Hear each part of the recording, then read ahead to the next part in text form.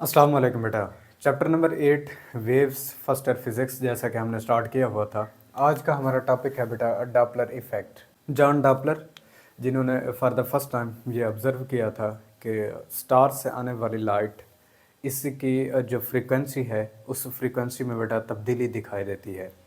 और इस तब्दीली की वजह क्या है, इन्होंने कहा था कि भाई हमारा जो स्टार है जिससे लाइट आ रही है और हमारी अर्थ है, इनके दरमियान में चूँकि रिलेटिव मोशन होती हैं, यानी कि एक दूसरे के लिहाज से ये मोशन की कैफियत के अंदर मौजूद होते हैं। तो इसीलिए अगर सोर्स ऑफ लाइट और इधर से ऑब्ज़र्वर यानी कि अर्थ के ऊपर बैठकर हम इसको ऑब्ज़र्व कर रहे हैं, इनके दरमियान में रिलेटिव मोशन हो तो जो हमारे पास लाइट का सोर्स है उसकी फ्रीक्वेंसी में तब्दीली आ जाती है। तो इसी को कहा जाता है बेटा डॉपलर इफ़ेक्ट। डिफाइन इसको करते हैं बेटा the apparent change in frequency और pitch of the sound due to relative motion between the observer and source of sound is called as Doppler effect. ये डॉपलर बेटा फिजिस्ट और मैथमेटिशियन थे एक। इन्होंने लाइट के लिए ऑब्ज़र्व किया था। लाइट भी बेटा किस तरह की, विजिबल। हम चूँकि साउंड के लिए इसको देखेंगे, आपके सिलेबस के अंदर बेटा डॉपलर इफ़ेक्ट को साउंड के लिहाज से डिस्कस किया गया। साउंड वेव्स भी इस इफ़ेक्ट को बेटा ज़ाहिर करती हैं, विजिबल लाइट भी इस इफ़ेक्ट को ज़ाहिर करती है। इवन के इलेक्ट्रोमैग्नेटिक वेव्स भी इस इफ़ेक्ट को बेटा सामने लेके आती हैं। इलेक्ट्रो वेव्स के अंदर बेटा आपके पास रेडियो वेव्स होंगे, ठीक है बेटा, माइक्रोवेव्स आपके पास होंगे। ये सारी वेव्स बेटा इस इफेक्ट को जाहिर करती हैं। तो आपके सिलेबस के अंदर सिर्फ सिंपली साउंड के लिए शामिल किया गया है, हम उसी को डिस्कस करेंगे। अब दो बातें यहाँ पर नोटिस में रखिएगा जो अक्सर आपके कम्पिटिटिव एग्ज़ाम की एमसीक्यूज बनती हैं। साउंड, अगर इनकी कैफियत यानी कि इनकी नेचर को अगर ऑब्जर्व किया जाए तो ये हमारे पास लॉन्गिट्यूडल नेचर रखती हैं, जबकि इलेक्ट्रोमैग्नेटिक वेव्स इनके बारे में आपने पढ़ा होगा कि ये ट्रांसवर्स नेचर रखती हैं। तो डॉपलर इफ़ेक्ट दोनों तरह की वेव्स के लिए, चाहे वो हमारे पास इलेक्ट्रोमैग्नेटिक हो या हमारे पास बेटा यहाँ पर साउंड वेव्स हों जिनकी लॉन्गिट्यूडनल नेचर है, दोनों तरह की नेचर की वेव्स के अंदर ये बेटा प्रोड्यूस होती हैं। अब जो केसेस आपकी बुक के अंदर डिस्कस कराए गए हैं वही केसेस हम यहाँ पर बेटा डिस्कस करेंगे। सबसे पहला केस बना लेते हैं कि अगर हमारे पास सोर्स स्टेशनरी हो, साउंड का सोर्स स्टेशनरी हो लेकिन ऑब्जर्वर मूव कर रहा हो। इस टर्म को समझने से पहले जो लफ्ज़ यहाँ पर बेटा इसने रिलेटिव मोशन का इस्तेमाल किया है, मैं इसकी वजाहत कर देता हूँ। रिलेटिव मोशन से मुराद क्या है कि कोई भी एक ऑब्जर्वर मूव कर रहा हो या सोर्स मूव कर रहा हो या दोनों बैक वक्त मूव कर रहे हो। फिर से सुनिए बेटा, रिलेटिव की जो टर्म इस्तेमाल की जाती है वो किसी एक के मूव करने से नहीं होती। बैक वक्त दोनों भी अगर हरकत में आ जाएं तब भी रिलेटिव मोशन है। कोई एक मूव कर रहा हो तब भी रिलेटिव मोशन है, या पहले के लिहाज से दूसरा ऑब्जेक्ट मूव कर रहा हो तो इसको भी बेटा रिलेटिव मोशन कहा जाता है। तो पहला केस हमने यहाँ पर बनाया हुआ है, स्टेशनरी सोर्स है of sound but the moving observer, जो ऑब्जर्व कर रहा है वो हरकत में रहेगा, और जो सोर्स ऑफ साउंड होगा वो आपके पास कोई भी एक बाइक का हॉर्न हो सकता है, वो किसी गाड़ी का हॉर्न हो सकता है, वो हो सकता है आपके पास कोई ट्रेन हो सकता है आपके पास कोई लाउड स्पीकर आपने रखे हों किसी एक जगह के ऊपर। तो ये सारी चीज़ें सोर्स ऑफ साउंड हैं, आप किसी को भी कंसिडर कर सकते हैं। आपके सिलेबस के अंदर डिफरेंट वहाँ पर ये लफ्ज़ इस्तेमाल किए गए हैं। कहीं पर बेटा गाड़ी का हॉर्न है, कहीं पर उन्होंने लाउड स्पीकर रखा हुआ है। तो आपने परेशान नहीं होना बेटा, ये सारे सोर्स ऑफ साउंड हैं, आप सबको इस्तेमाल कर सकते हैं। सोर्स ऑफ साउंड आपके पास स्टेशनरी रहेगा। बेटा फ़र्ज़ कर लेते हैं ऑब्जर्वर, और ऑब्जर्वर जिस वेलोसिटी के साथ हरकत करेगा यानी कि मूव करेगा, क्योंकि मूव कर रहा है, मूविंग ऑब्जर्वर के लिए हम जो वेलोसिटी यानी कि उसकी स्पीड कंसीडर करेंगे उसे यू नॉट से, बाकी सिलेबस के अंदर उसे वी नॉट लिखा हुआ है। नॉट यहाँ जो लफ्ज़ एज अ सब्सक्रिप्ट इस्तेमाल किया गया वो ऑब्जर्वर के लिए, ठीक है बेटा। दूसरा, सोर्स की वेलोसिटी को या सोर्स की स्पीड को जाहिर करने के लिए यू एस, ये पीटीबी के अंदर लिखा गया है। यू स्पीड को जाहिर कर रहा है, एस जबकि सोर्स को जाहिर कर रहा है। दूसरे बोर्ड्स के अंदर बेटा इसे वी एस लिखा गया है। तो जस्ट इनका फ़र्क यही कुछ है और कुछ भी नहीं है, बाकी सारी कैलकुलेशन सबके लिए सेम है। तो पहला केस है बेटा, observer moves towards the stationary source. Stationary source की तरफ अगर ये ऑब्जर्वर किसी वेलोसिटी यू नॉट के साथ मूव कर रहा हो तो उस वक्त रिलेटिव फ्रीक्वेंसी के ऊपर अफेक्ट क्या पड़ेगा, वो बढ़ जाएगी, वो कम हो जाएगी, वो कांस्टेंट रहेगी, हमें क्या रिजल्ट मिलता है ये हमने कैलकुलेट करना है। सबसे पहले बेटा फर्ज कर लेते हैं सोर्स ऑफ साउंड से आने वाली जो वेव्स हैं उनकी वेवलेंथ है लैम्डा, और जो नंबर ऑफ वेव्स पर सेकंड हमें पहले हासिल हो रही थी उन्हें अगर वेव इक्वेशन से हासिल करना चाहें तो v बराबर होता है आपके पास f लैम्डा। आप बेटा f को फाइंड करना चाहेंगे तो v के नीचे लैम्डा को डिवाइड कर लेंगे, तो नंबर ऑफ वेव्स पर सेकंड इसको आप डिफाइन करते हैं बेटा फ्रीक्वेंसी ऑफ एनी सोर्स। जब ऑब्जर्वर भी रुका हुआ था, सोर्स भी स्टेशनरी था, नंबर ऑफ वेव्स पर सेकंड ऑब्जर्वर तक कितनी पहुंच रही थी वो ये है। अब ऑब्जर्वर ने हरकत करना शुरू कर दी है, ऑब्जर्वर मूव कर रहा है। अब मूव करते हुए जो रिलेटिव वेलोसिटी बनेगी साउंड एंड द ऑब्जर्वर, वो दोनों हमने इकट्ठी करनी है। साउंड की वेव्स जिनकी स्पीड आपके पास अगर v हो और ऑब्जर्वर जिस स्पीड के साथ मूव कर रहा है अगर वो u नॉट हो तो रिलेटिव स्पीड दोनों को ऐड करने से हमें हासिल होगी v प्लस u नॉट। अब नंबर ऑफ वेव्स पर सेकंड अगर कैलकुलेट करना चाहेंगे, फर्स्ट रिलेटिव फ्रीक्वेंसी वो हम फाइंड करना चाहेंगे f ऑफ a, इसको रिप्रेजेंट कर लें। आपके पास ये बराबर होगा वेव इक्वेशन से v ओवर लैम्डा, लेकिन v अब यहाँ पर हमने रिलेटिव स्पीड यहाँ इस्तेमाल करनी है जो कि v प्लस यू नॉट है, तो v plus u not divided by lambda. Lambda की वैल्यू यहाँ से कैलकुलेट कर लें बेटा v ओवर f, इसको रिप्लेस कर दें। जैसे ही वैल्यूज रिप्लेस करेंगे relative frequency when the observer moves towards the stationary source f of a बराबर होगी डवीएन की डवीएन, इस फ्रीक्वेंसी को बेटा ऊपर मल्टीप्लाई कर लें v plus u not divided by v। अब जो फैक्टर आपको v plus u not divided by v मिल रहा है ये ग्रेटर देन 1 मिलेगा। उसकी वजह कोई भी वैल्यूज आप असाइन कर लें। सोर्स ऑफ साउंड से इतनी स्पीड की वेव्स आ रही थी, आगे हमारे ऑब्जर्वर ने इस स्पीड के साथ मूव करना शुरू कर दिया। कोई भी वैल्यूज, इसे 10 दे दे, इसकी वैल्यू बेटा 20 कर लें और 10 पर तकसीम कर लेंगे तो 1 से ज़्यादा आएगी। आप इसको 2 मीटर फी सेकंड कंसीडर कर लें, आप इसको 3 मीटर फी सेकंड कंसीडर कर लें, 2 पर तकसीम करेंगे तब भी आपके पास वैल्यू 1 से रहेगी ज़्यादा। तो एक से ज़्यादा वैल्यू हो जाने की वजह से यहाँ फैक्टर पुट करना है कोई एक से ज़्यादा, तो इसका मतलब ये फ्रीक्वेंसी बढ़ जाएगी जिसे हम रिलेटिव फ्रीक्वेंसी कह रहे हैं। Relative frequency of the sound increase, relative frequency बेटा बढ़ जाएगी, hence pitch of sound increase, hence pitch increase, और इसके बाद बेटा louder sound is heard, louder sound is heard. Observer को एक हाई साउंड सुनाई देगी, एक ज़्यादा वोकल की साउंड उसे सुनाई देगी अगर वो स्टेशनरी सोर्स की तरफ हरकत करता चला जा रहा है। दूसरा केस बनता है observer move away from the source, source अब भी स्टेशनरी है लेकिन उससे ऑब्जर्वर दूर जा रहा है। फर्ज कर लेते हैं बेटा अब भी वही कॉन्फ़िगरेशन है, सोर्स ऑफ साउंड स्टेशनरी है, उसकी स्पीड हमारे पास 0 है और इस सोर्स से जो साउंड की वेव्स बाहर की तरफ आ रही हैं उनकी स्पीड है बेटा v, और ऑब्जर्वर एक स्पीड u नॉट के साथ away from the source move कर रहा है। अब रिलेटिव स्पीड क्या कुछ होगी साउंड एंड ऑब्जर्वर की, वो दोनों का डिफरेंस से हासिल होगी।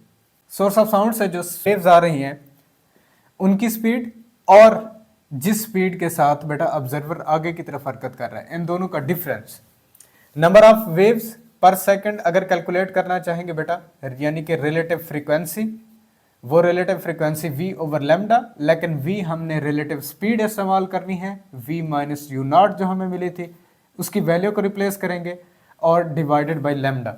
लैम्डा की वैल्यू वेव इक्वेशन से v ओवर f, f डवीएन की डवीएन है बेटा, ऊपर जाकर मल्टीप्लाई कर लेंगे। अब जो factor v minus you not divided by v, इसको जिस तरह की भी वैल्यूज आप असाइन करेंगे तो ये फैक्टर लेस देन 1 रहेगा। आप 10 इसे कंसीडर कर लें, इसे बेटा आप 20 कंसीडर कर लें, 10 पर डिवाइड कर लें, तो 10 माइनस 20, 10 नेगेटिव में आएगा और जब 10 पर तकसीम करेंगे तो -1। ठीक है बेटा, नेगेटिव वैल्यूज़ होती चली जाएंगी। आप इसे बेटा 5 कंसिडर कर लें, आप इसे 3 कंसिडर कर लें और 5 पर जब डिवाइड करेंगे तो आंसर आपके पास 0 समथिंग में चला जाता है। तो कहने का मकसद है कि ये जो फैक्टर रिलेटिव फ्रीक्वेंसी के अंदर आ रहा है इसकी वैल्यू 1 से लेस है, जो जाहिर करेगा अगर 1 से लेस इस क्वांटिटी को आकर इस original frequency of the sound waves के साथ मल्टीप्लाई करेंगे तो ये सारा फैक्टर इसको घटा देगा जो कि हमारे पास रिलेटिव फ्रीक्वेंसी है। तो इसका मतलब if the observer is moving away from the source then the relative frequency decreases. Relative frequency decrease हो रही है, पिच डिक्रीज कर जाएगी और पिच ऑफ द साउंड के डिक्रीज हो जाने की वजह से फेंट साउंड इज हर्ड। वैसे वैसे साउंड मध्यम होती चली जाएगी। इसके बाद दूसरा बेटा केस है moving source of sound and stationary observer. अब ऑब्जर्वर को खामोश करा देना है, स्टेशनरी करा देना है। आप ठहरे रहे, सोर्स ऑफ साउंड हरकत में आ जाए। आपके पास कोई एम्बुलेंस वगैरह है, वो उसका हॉर्न ऑन है, वो ऑब्जर्वर की तरफ मूव करती आ रही है। ऑब्जर्वर अब स्टेशनरी है। अब भी देखें दोनों के दरमियान में रिलेटिव मोशन है। तो पहला केस बना लेते हैं बेटा, source moving towards the observer. ठीक है बेटा, सोर्स ऑफ साउंड जो है ना ये ऑब्जर्वर की तरफ जा रहा है। लेट्स से फर्ज कर लेते हैं बेटा, सोर्स है हमारे पास ये साउंड का और ये हमारे पास स्टेशनरी ऑब्जर्वर है। ऑब्जर्वर की स्पीड 0 है जबकि सोर्स की स्पीड यूएस से हमने रिप्रेजेंट की हुई है। अब होगा क्या, जैसे जैसे साउंड का सोर्स ऑब्जर्वर के करीब जाता है वैसे वैसे बेटा वेव्स कंप्रेस होती चली जाती हैं।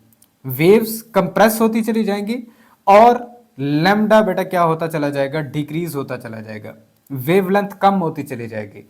वेवलेंथ के कम हो जाने की वजह से compressed distance of the waves अगर कैलकुलेट करना चाहेंगे इन 1 सेकेंड, ठीक है बेटा, वो हमारे पास v माइनस यूएस के बराबर होगा।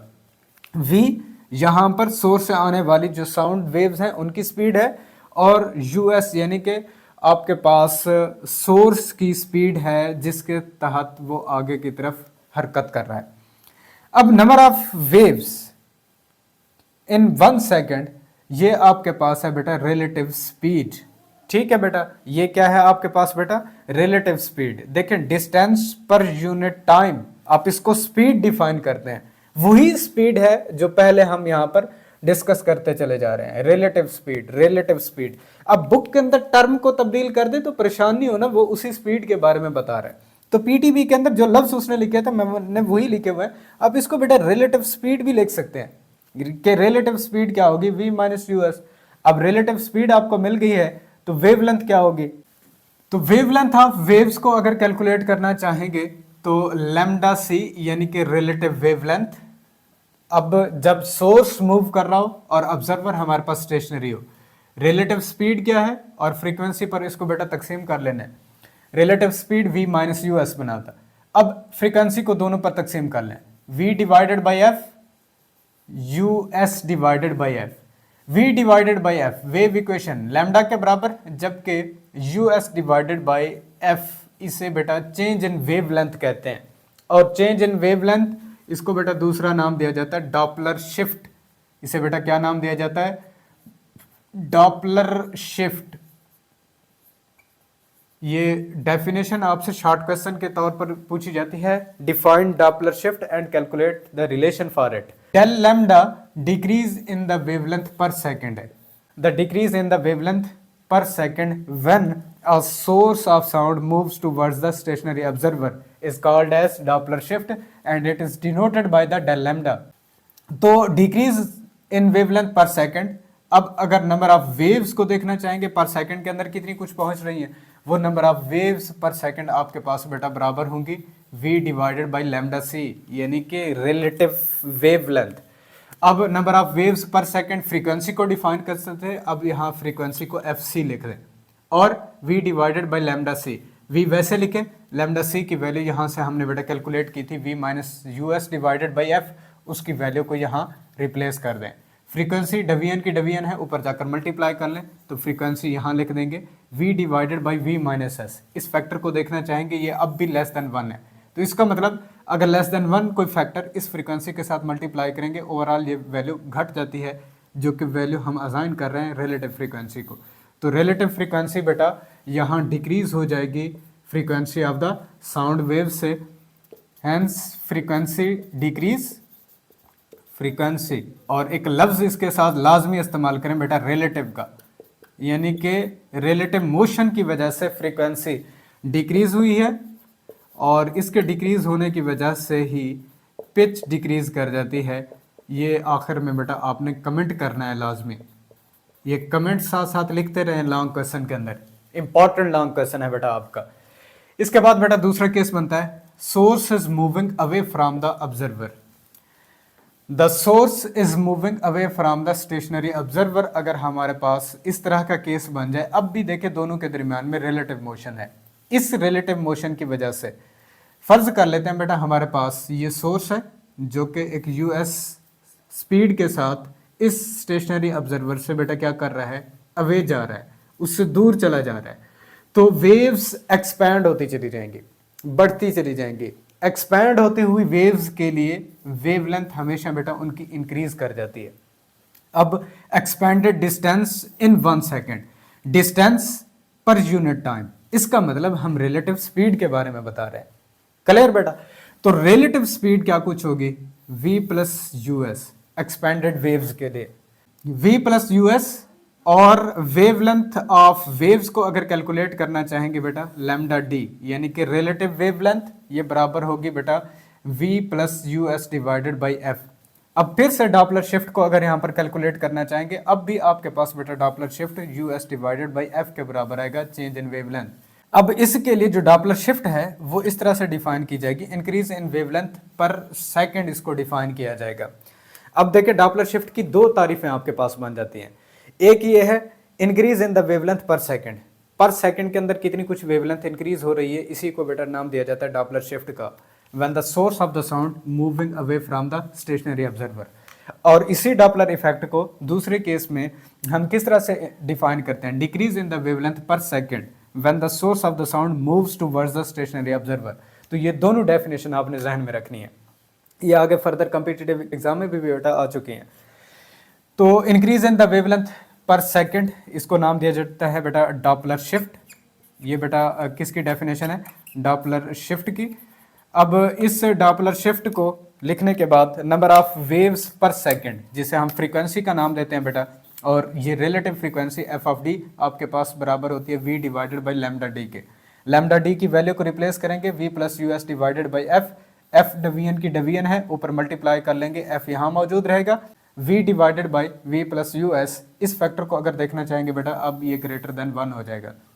अगर ग्रेटर देन 1 कोई फैक्टर इस frequency of the sound waves के साथ मल्टीप्लाई हो रहा है, तो इसका मतलब रिलेटिव फ्रीक्वेंसी इंक्रीज कर जाएगी। तो relative frequency of the sound wave से इंक्रीज हो जाती है, तो फ्रीक्वेंसी के इंक्रीज होने की वजह से फ्रीक्वेंसी इंक्रीज, और जिसकी वजह से बेटा पिच इंक्रीज कर जाएगी, पिच इज इंक्रीज्ड। इसके बाद बेटा अगर दोनों बैक वक्त एक दूसरे की तरफ मूव कर रहे हो और बैक वक्त दोनों एक दूसरे से अवे जा रहे हो, तो उस केस के अंदर अब भी तो रिलेटिव मोशन है, क्योंकि एक के लिहाज से दूसरे को देखना चाहें मोशन की हालत के अंदर मौजूद है, तो तब हमारे पास जो रिलेटिव फ्रीक्वेंसी होगी वो क्या होगी। अब पहला केस बेटा बना लेते हैं कि when the observer and the source of sounds moving towards each other, दोनों के दोनों एक दूसरे की तरफ हरकत कर रहे हो। तो पहला केस रिलेटिव फ्रीक्वेंसी हमेशा v divided by lambda, relative speed when the observer moves towards the source divided by lambda prime, यहाँ पर रिलेटिव वेवलेंथ है when the source is moving towards the observer, v minus u s divided by F का था। f division की division है, इसे multiply कर लें तो आपके पास जो रिलेटिव फ्रीक्वेंसी का रिलेशन बनता है f into v plus u not divided by v minus u s. इस फार्मूला को बेटा ध्यान में रखना है, जिसे फर्दर हमने कॉम्पिटिटिव एग्जाम की एमसीक्यूज की सॉल्यूशन के अंदर इसको इस्तेमाल करना है, और ये केस आपसे शॉर्ट क्वेश्चन के तौर पर भी पूछा जाता है। तो सिलेबस के अंदर नहीं है, आपने इसको बेटा नोट करके रखना है। फोर्थ वन केस हमारे पास बनता है when the source and the observer moving away from each other, दोनों के दोनों बैक वक्त मोशन के अंदर भी हों और एक दूसरे से दूर जा रहे हों, तो उस वक्त हमारे पास जो रिलेटिव फ्रीक्वेंसी का रिलेशन बनेगा वो हमारे पास ये होगा कि जब ऑब्जर्वर बेटा सोर्स ऑफ साउंड से दूर चला जाता है तो relative speed v minus you not हमें मिली थी और डिवाइडेड बाई लैम्डा प्राइम यानी कि रिलेटिव वेवलेंथ, जब सोर्स ऑफ साउंड मूव कर जाता है अवे फ्रॉम द ऑब्जर्वर उस वक्त हमने ये रिलेटिव वेवलेंथ कैलकुलेट की थी। अब रिलेटिव वेवलेंथ की value v plus u s divided by f, frequency डवीएन की डवीएन है, आप इसे यहां मल्टीप्लाई कर लें तो when the both are moving away from each other, दोनों के दोनों सोर्स ऑफ द साउंड भी और ऑब्जर्वर भी एक दूसरे से दूर चले जा रहे हो तो उस वक्त जो रिलेटिव फ्रीक्वेंसी आती है frequency into v minus you not divided by v plus u not, ये आपस में मल्टीप्लाई करने से उसकी रिलेटिव फ्रीक्वेंसी भी और रिलेटिव वेवलेंथ कैलकुलेट हो जाती है। तो ये बेटा 4 केसेस थे, पहला केस, दूसरा, तीसरा और चौथा। ये तीसरा और चौथा केस आपके सिलेबस के अंदर मौजूद नहीं है, लेकिन चूंकि शॉर्ट क्वेश्चन भी बन जाता है और अक्सर आपकी जो कम्पिटिटिव एग्जाम के एमसीक्यूज हैं उसके अंदर भी आ जाता है, तो आपने बेटा इसको नोट करके रखना है ताकि हम आगे फर्दर उनको रिजॉल्व आउट कर सकें। तो ये था आज का हमारा टॉपिक डॉपलर इफेक्ट। इंशाल्लाह अपने नेक्स्ट लेक्चर के अंदर देखेंगे कि व्हाट इट्स एप्लीकेशन, इसके एप्लीकेशंस क्या हैं और इससे मुतालिक जो आपके शॉर्ट क्वेश्चन बोर्ड्स के अंदर बनते हैं वो अपने नेक्स्ट लेक्चर में सीखेंगे। तब तक के लिए इजाज़त दीजिए, अल्लाह हाफिज़।